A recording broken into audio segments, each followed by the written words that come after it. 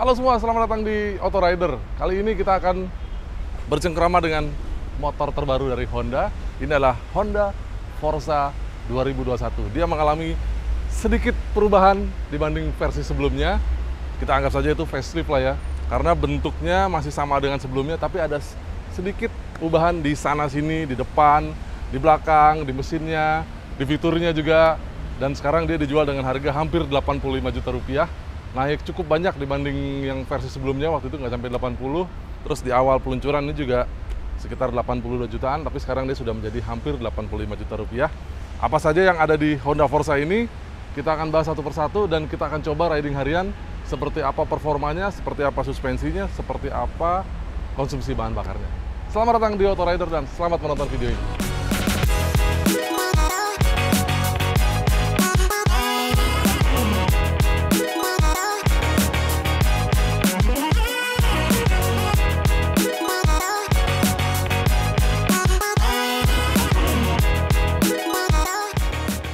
Sebelum kita bahas mengenai Honda Forza 2021 ini, kita mau kasih informasi sedikit buat Anda yang ingin memulai usaha di bidang otomotif, terutama di bidang digital, karena sekarang sudah ada aplikasi Gias Auto 360. Buat Anda yang sudah pernah ke Gias, Anda pasti kenal dengan aplikasi ini, dan kalau Anda ingin mengembangkan usaha Anda di bidang digital dan bidang otomotif, Anda bisa download aplikasinya. Kalau yang belum, kalau yang sudah ada ya tinggal dimanfaatkan saja karena aplikasinya gratis, aman dan nyaman, dan Anda bisa memulai usaha Anda di bidang otomotif di aplikasi ini. Yuk, kita sekarang bahas motornya. Tampilannya apa saja yang berubah? Kelihatan sih sedikit-sedikit ya, karena secara body dari depan ke belakang ini dia hampir nggak ada ubahannya, kecuali kalau ngelihat sedikit ke bawah itu desain cover CVT, box saringan udara itu sedikit berbeda. Tapi nanti kita bahas mesinnya belakangan. Kita akan bahas ke depan dulu karena di sini dia punya mahkota yang baru, nggak seperti yang lama, dia desainnya fresh. Dan si windshield ini tetap punya fitur naik turun. Kita akan coba lihat. Seperti biasa ya, dia sudah pakai keyless dan keylessnya cukup kita kantongin di kantong aja. Lalu naik turunnya itu sekarang nambah, jadi jarak mainnya itu nambah sekitar 4 cm. Nanti kita akan coba riding seperti apa rasanya kalau dia dinaikin paling atas dan diturunin paling bawah. Ini menarik nih, karena untuk skuter maxi terutama yang kelas 250 cc ya hanya Honda Forza yang punya fitur ini sejak awal, ya kan? Lalu di depan sini juga ada spion baru. Dia tetap ya sennya ada di spion, tapi sekarang dia lebih sipit di sini dan desainnya seger banget. Mahkotanya juga kelihatan lebih seger di depan sini. Tapi semua baik lampu, bodi dari depan ke belakang itu sama persis. Lampunya sudah full LED baik di depan maupun di belakang, dan bentuknya sekarang mirip ya sama PCX 160. Jadi ada ke atasnya. Jadi kalau lihat dari depan udah tahu, oh ini Forza. Di belakang juga gitu, sama, lampunya nggak berubah. Terus joknya sama seperti yang lama. Cuman mungkin desainnya agak beda ya, karena ada dual tone, ini ada abu-abu di kiri dan kanan sini. Tinggi joknya pun masih sama, dan nanti kita akan coba seperti apa kalau saya duduk di atas sini.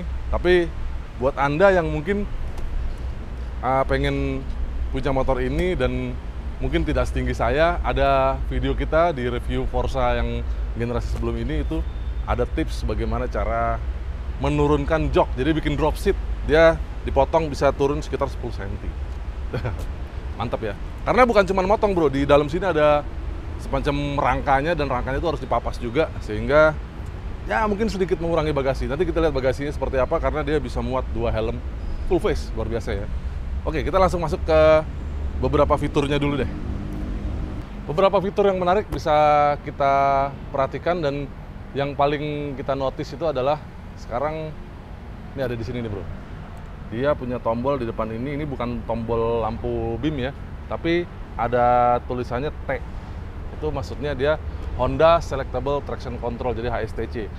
Jadi motor ini punya traction control 250 cc, tenaganya sekitar 23 daya kuda, dan Penting nggak sih traction control? Mungkin kalau jalannya licin itu bisa membantu Anda, terutama pada saat misalnya naik ke atas gunung ya, Bromo itu licin banget jalannya.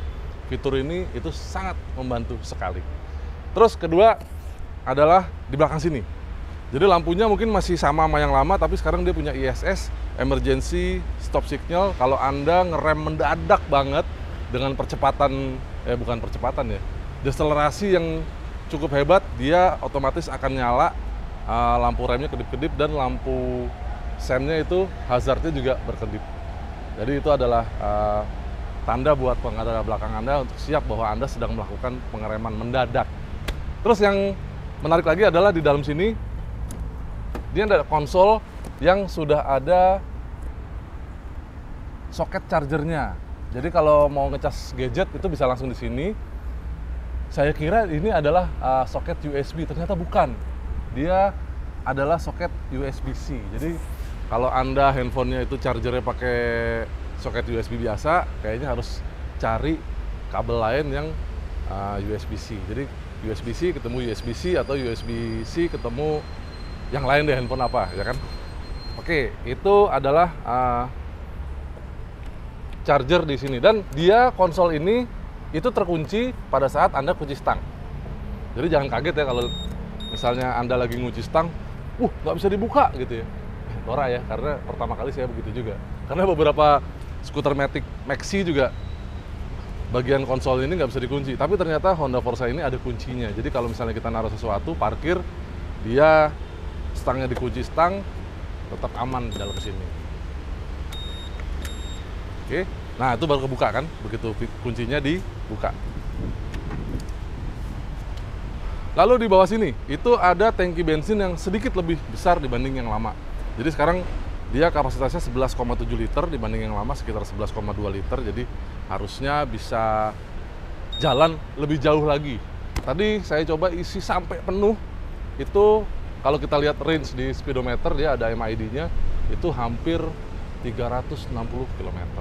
Nanti kita akan cobain seperti apa konsumsinya, terutama kalau kita coba bawa pakai Econo Ride, ya kan? Berapa dia konsumsinya kira-kira? Oke, sekarang kita lihat bagasinya seperti apa. Nah, sekarang kita buka bagasinya. Tapi sebelum buka bagasi, kita lihat dulu nih keyless-nya seperti apa. Jadi knopnya ada di belakang stang ya. Dan keyless-nya tuh seperti ini, remote-nya ada 3 tombol. Yang pertama ini answer back system, gambarnya motor. Jadi kalau kita pencet dia hidup. Jadi motor kira-kira di mana ya? Nah, itu motornya nyaut, ya kan? Lalu yang kedua nih adalah alarm. Kalau alarm ini kita pencet, dia aktif. Jadi kalau motornya lagi diem gini, terus digoyang-goyang, bunyi loh. Oke, itu adalah sistem keamanannya, anti theft. Lalu yang ketiga nih ada gambar kunci, itu maksudnya dia akan ngunci semua sistemnya kalau motornya Anda tinggal. Kita pencet lama, dia otomatis akan jadi merah di sini ya. Jadi kalau ini udah merah nih di sini, jadi kita dekat motornya pun dia nggak akan bisa diaktifkan knopnya. Kita pencet lagi yang lama jadi hijau. Nah, baru dia bisa dipakai sistemnya. Oke, dari posisi ngunci kita tekan jadi 0, lalu pindah ke posisi seat atau fuel buat ngisi bensin. Ini lead-nya. Sayangnya di posisi ini pada saat kita buka tangki bensin nggak ada tempat nih buat naruh tutupnya. Jadi biasanya kan ya sebaiknya sih disiapin tempat nih di sini nih. Kalau nggak sih saya berapa kali ngisi bensin ya terpaksa harus pegang-pegang. Taruh di sini nanti takutnya bikin kotor jok, ya nggak? Sedikit masukan, siapa tahu bisa didengar oleh Honda buat nambahin apa ya, tutup holder itu tadi ya. Kita coba buka joknya. Dia kapasitasnya 48 liter, itu gede banget loh bro. Dan dia begitu dibuka akan otomatis nahan seperti ini karena ada pernya di bawah. Sayangnya nahannya ya segini aja, bukanya nggak bisa dijeblakin sampai depan lagi. Tapi ya cukup lah buat ngambil-ngambil barang ya. Dan di sini bisa muat 2 helm full face, bukan cuma half face. Oke, dan di sini ada semacam sekat, jadi sekatnya mau dipakai seperti apa itu bisa dibolak-balik. Lalu ada semacam ruang di sebelah kiri sini nih, ini buat naruh yang lain-lain juga bisa. Ini kayaknya sayangnya nggak dikasih toolkitnya, kayaknya ini buat toolkit juga bisa di sini. Dan ini gede banget bro.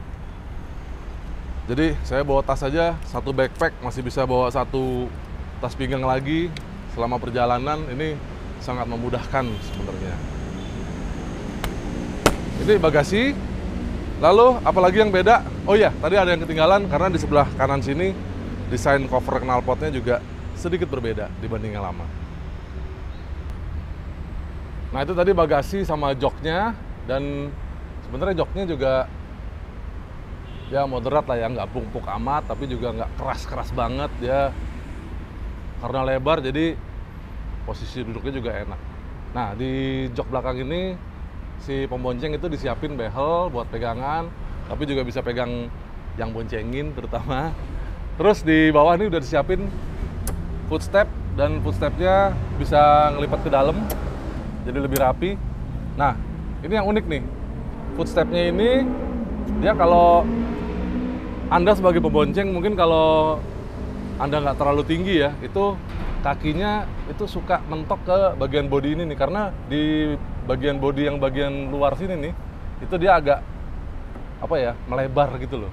Dan di sini garis bodinya cantik, dia runcing tapi jadi kena betis.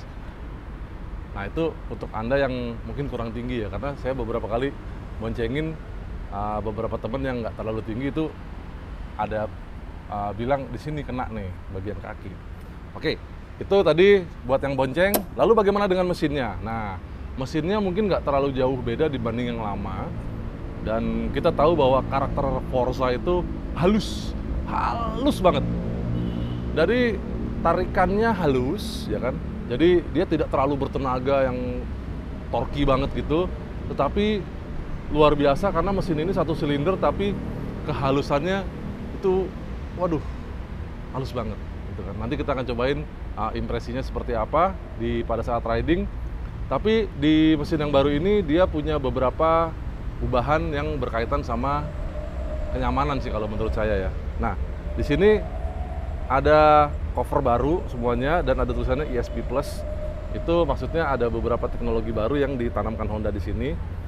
Seperti Honda PCX 160, dia ada oil jet di bawah crankcase, itu dia nyemprot ke piston sehingga pistonnya jadi lebih dingin.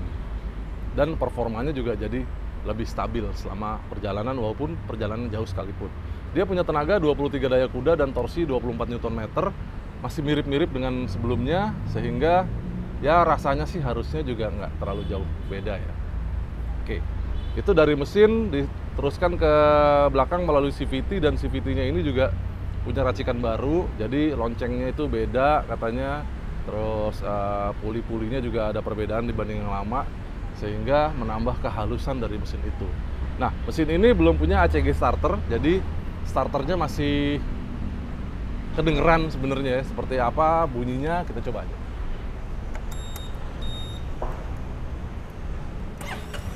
Nah, masih ada gitu. Jadi dia tidak seperti PCX yang suara starternya halus banget, nggak gitu sampai nggak kedengeran ya. Tiba-tiba mesinnya udah nyala bunyi gitu aja. Kalau ini masih kedengeran. Itu tadi starternya, dan paduannya di sini dari mesin ke kaki-kaki itu kaki-kakinya masih sama dengan yang sebelumnya. Di depan pakai ban lebar 120 mm, di belakang pakai ban lebarnya 140 mm, dan komposisi suspensi juga masih sama. Di depan shock breaker teleskopik, lalu di belakang double shock breaker dengan 5 setelan per beban. Nanti kita akan coba seperti apa rasanya bantingan dari Honda Forza ini. Dan remnya juga masih sama, di depan satu disc brake, di belakang satu disc brake, dan semua sudah ABS. Plus satu sistem tadi itu ya, emergency stop signal. Kita coba lihat apa yang baru di depan sana.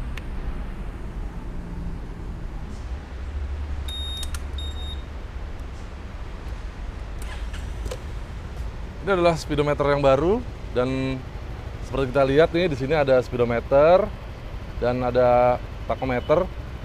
Gede banget di kiri dan di kanan. Lalu di tengahnya ada digital nih. Jadi tampilan digital ini ada fuel meter dan ada temperatur nih, suhu mesin. Masih dingin ya. Oh ya, di suhu mesin ini itu juga radiatornya sedikit berpindah dari tengah ke depan. Jadi harusnya pendinginannya juga sekarang lebih bagus lagi.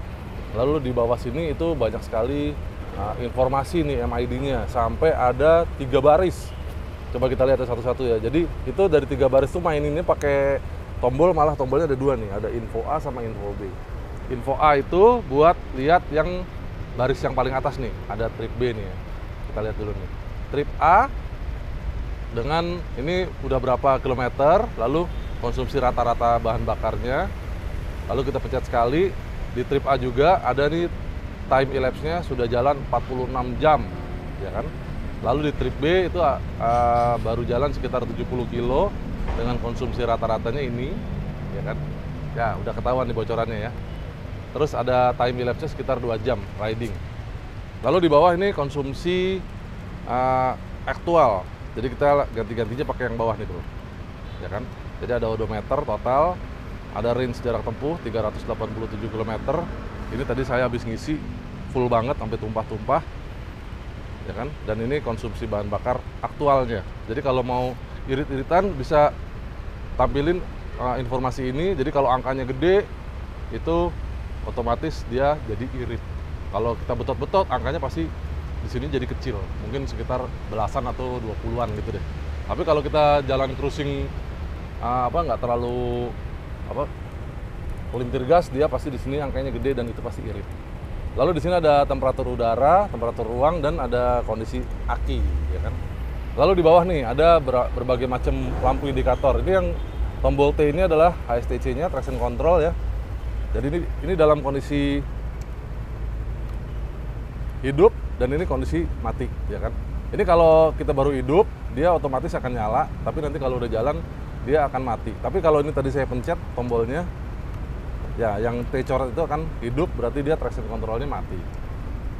Lalu ada lampu ABS, nanti juga kalau jalan dia akan mati dengan sendirinya. Lalu ada di atas ini sebenarnya ada indikator oli, lalu indikator kunci di sini. Oh, di sini juga ada indikator panas mesin ya. Kalau mesinnya panas dia akan nyala merah nih. Lalu di sini ada check engine paling kiri, terus ada lampu jauh, lampu dekat. Lampu dimnya pencet tombol ini ke bawah, passing lamp. Ya kan? Terus yang di sebelahnya tadi ya, tombol traction control off. Nah, ini kita lihat sekarang tombol-tombolnya apa aja, karena banyak sekali. Di sebelah kanan biasa ya, ini walaupun dia motor matic tapi ada engine cut off. Terus ada tombol hazard dan tombol starter mesin. Nah, starternya begini caranya. Kalau kita matiin dulu ya. Untuk starter mesin Anda harus tarik rem sebelah kiri. Karena rem kanan ditarik dia nggak akan hidup. Tapi tarik rem yang kiri, nanti akan Anda dengar suara klik. Klik sekali itu adalah saklar lampu rem. Tapi kalau ditarik lagi lebih dalam, klik lagi sekali, nah itu adalah saklar buat starter. Baru mau. Itu ya. Sekarang kita lihat yang di sebelah kiri. Ini yang di depan tadi tombol untuk HSTC, traction controlnya. Lalu ini ada gambarnya nih ya, gambar windshield. Jadi itu buat naik turunin windshield. Ini naik, ini turun. Ini saya kalau lagi riding suka main-main beginian nih, seru soalnya. Motor lain belum tentu punya. Lalu ini lampu jauh, lampu dekat. Terus kalau dikebawahin jadi passing lamp. Ini tombol info A, info B yang di bawah. Jadi jangan suka keliru sama sen ya. Ingat kalau Honda tuh lampu sennya saklarnya ada di bawah. Di tengah itu saklar klakson. Suka kebalik soalnya kalau habis bawa yang lain ya. Nah, di bawah ini itu kadang-kadang udah berasa udah dipencet berarti udah matiin sen, ternyata belum. Yang dipencet info B. Ingat ya, ini adalah saklar sennya di sini.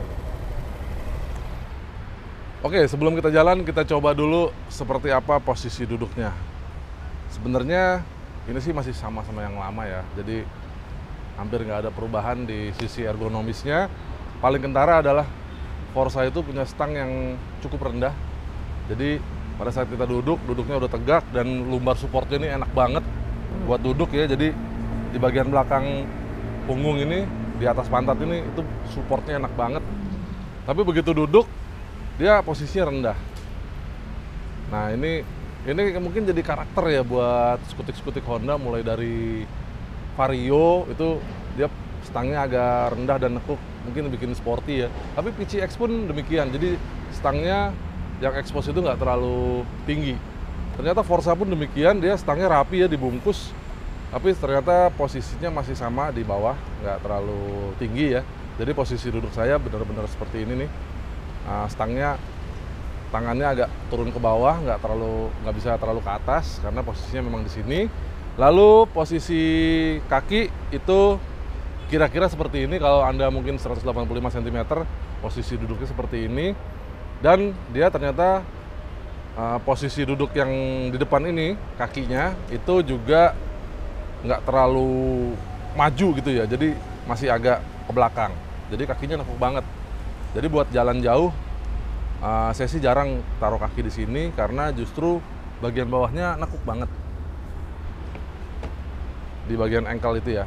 Nah, yang paling asik adalah spionnya karena spionnya lebar banget dan ini cembung banget sehingga itu jarak pandang ke belakang sangat lebar. Jadi kalau kita taruh posisi tangan kita di ujung spion sini itu, wah, blind spotnya jadi sangat mengecil. Dan itu bisa disetel dengan tangan seperti ini ya. Belum perlu elektrik lah ya, masih bisa terjangkau sama tangan. Oke, itu dari posisi duduk kalau lagi riding. Seperti ini kira-kira. Lalu pada saat motor diturunkan, ini adalah posisi duduk saya, dan kalau saya duduk di belakang seperti duduk riding normal ya, dengan lumbar supportnya nempel di bagian bawah punggung, itu pada saat turun kaki saya aja agak balep karena kakinya ngangkang banget. Ini jok Forza ini lebar sekali sehingga kalau mau turun kaki agak napak banget ya, agak maju sebenarnya. Tapi ya itu feeling lah ya, karena motor ini enak banget, bannya lebar, dan walaupun bobotnya cukup berat ya, 180-an kilo, tapi dia motornya cukup balance. Jadi pada saat riding pelan pun dia balance-nya bagus banget. Jadi bisa jalan pelan-pelan tanpa harus turun kaki. Itu enaknya Forza kalau lagi macet. Tapi ya buat nyelip-nyelip harus agak-agak inget sama spion depan lebar ya kan. Terus belakang juga nggak bisa terlalu dipepetin sama mobil. Nah, yang kerasa lagi adalah pada saat macet ya, ini kaki pembonceng kadang kena sama bagian belakang betis. Terutama kalau kita duduknya mundur seperti saya, tapi kalau maju sih jauh banget masih. Oke lah, kita jalan yuk.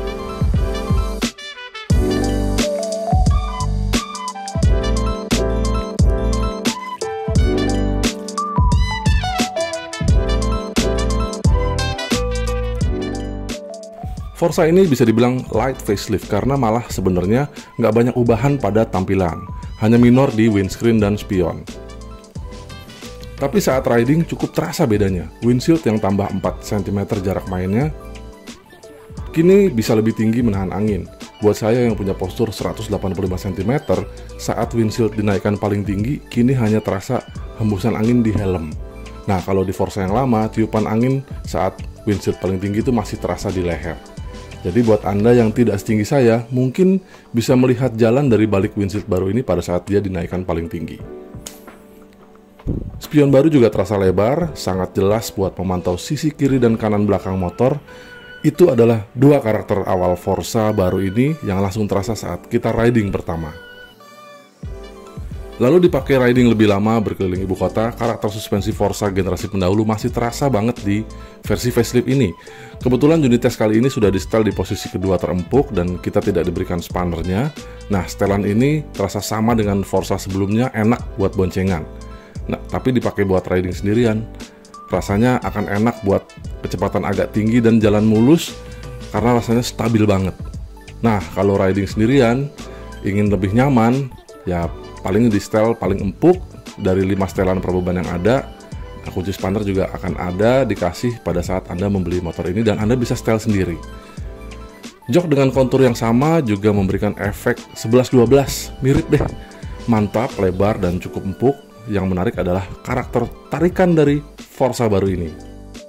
Dengan beberapa pembaruan seperti radiator pindah ke depan, juga ada nozzle penyemprot oli di bawah piston, dan ada pengembangan di CVT-nya, ternyata tenaga di atas kertas 22,8 daya kuda terkoreksi sedikit dari sebelumnya yang 23,2 daya kuda. Mungkin itu juga yang tertangkap dari data performance di Racelogic Performance Box. Kini Forza butuh 15,1 detik buat berakselerasi dari diam ke 100 km per jam. Sebelumnya itu sekitar 14,3 detik. Hampir beda 1 detik, dan itu terjadi di seluruh kecepatan. Harus diakui kehalusan mesin masih jadi ciri khas Forza. Bahkan mungkin kini lebih halus lagi. Saat tarikan awal memang masih terdengar ya suara mesin khas 1 silindernya, tapi begitu naik ke atas kecepatan 40-50 km per jam, terus cruising di 60 km per jam, wah, itu rasanya halus banget rasanya. Kadang penasaran nih, ini mesin hidup atau enggak ya? Bukan melebih-lebihkan loh, tapi ya aneh aja meski halus, tapi begitu grip gas dipelintir, tarikan tetap padat, dan lagi-lagi, getaran saat narik pun juga halus banget. Cocok banget nih buat yang suka riding jarak jauh dan riding santai. Jadi riding jauh sekalipun itu bakal nyantai banget dengan paduan kehalusan mesin dan ayunan suspensinya. Asiknya, kini kami mencatat konsumsi BBM-nya itu lebih irit lagi. Dengan metode full to full kami bisa meraih 38,8 km per liter dengan eco riding di dalam kota. Lebih irit dari sebelumnya yang sekitar 35 km per liter.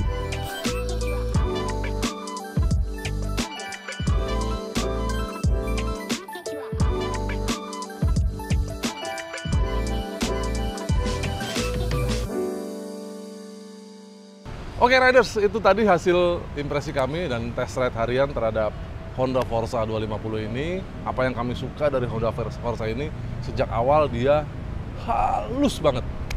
Dan dia punya fitur yang nggak ada lawan deh, banyak banget fiturnya. Dan malah sekarang lebih nambah lagi fiturnya. Jadi Anda pasti akan dimanjakan dengan berbagai macam fitur yang ada di Honda Forza ini. Lalu yang kami kurang suka, pertama mungkin ground clearance ya, kalau boncengan apalagi, karena kalau lewat polisi tidur kita nggak bisa terlalu kenceng, suka mentok-mentok gitu. Terus dia ya tenaganya halus, dia halus tapi kita juga nggak bisa terlalu betot-betot. Kalau Anda suka tarikan, saya rasa ini bukan motor yang cocok buat Anda, karena ini motornya ini halus banget. Tapi tarikannya di kecepatan menengah tadi ya, kita udah cobain, itu luar biasa kuat. Aneh kan, motor nggak ada suaranya, nggak ada rasanya, nggak ada getarannya, tapi ditarik acir. Jadi emang ini bukan motor buat kebut-kebutan, ini motor buat santai, buat menikmati perjalanan. Oke, terima kasih buat Anda yang sudah menonton video ini sampai habis. Silakan tinggalkan komentar Anda kalau ada kritik dan saran buat kami. Dan terima kasih juga yang sudah main-main ke website kami www.autorider.com. Di sana Anda bisa menemukan banyak sekali berita-berita mengenai sepeda motor terbaru dan yang berita-berita menarik mengenai sepeda motor di Indonesia maupun di dunia. Follow juga kami di Instagram kami @autorider.com dan sampai jumpa di video kami yang lain. Dah.